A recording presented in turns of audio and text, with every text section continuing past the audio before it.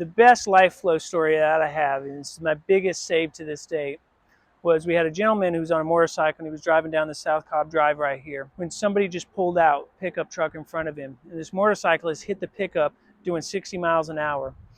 He ended up impacting the bed of the truck with his actual face. So as he was coming over the handlebars, he instantly stopped. So Metro Atlanta Ambulance Service was actually en route to posting when they got on scene first and confirmed this patient was a traumatic arrest. He had his helmet was all crushed up. He was actually bleeding out of his helmet. And our local sister station, Station 30, was actually dispatched because we were actually on another call. So dispatch pulled me off the call to actually potentially give blood. So when I arrived on scene, Metro Atlanta, Station 30 for Cobb County was all working a traumatic arrest. So they're actively pumping on this guy's chest. They actually had a tibial IO in place, and they were intubating the patient. And I just witnessed them defibrillate the patient. So as I walked up on scene, I said, okay, guys, do we have a pulse? So 2 people felt carotid pulses. One said yes, one said no. Somebody said no femoral. So there was a lot of debate, and I said, let's make this easy. I said, open his eyes. Let me see if we have pupillary response.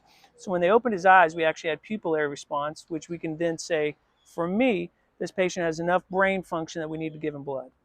So I immediately started giving him blood. They went back to CPR. So I gave the guy 1 unit of packed red blood cells on scene. As they were rolling him onto the backboard, somebody said, hey, I think he's moving. And so then they checked, and they had, sure enough, they had a good strong carotid, or it was actually a weak carotid. They had no radial pulse still. So we packaged the patient, put him in the back of the ambulance. I finished giving him the next plasma. At that time, the guy had a strong carotid, still was unresponsive, no radial pulses. So I gave him another packed red blood cell and another plasma. By the time I was getting to my second plasma, the patient at this time had strong radial pulse. He actually was functioning enough that he actually pulled his hand up, started pulling his own endotracheal tube out. So now we're trying to wrestle him, protect his airway. So we got to the hospital, Level 1 Trauma Center, Kensington Hospital. When they got there, they were like, there's no way this patient was a traumatic arrest, because now you have a patient who's got a radial pulse. He's actively fighting them. He's looking around. And day 34, he actually left the hospital.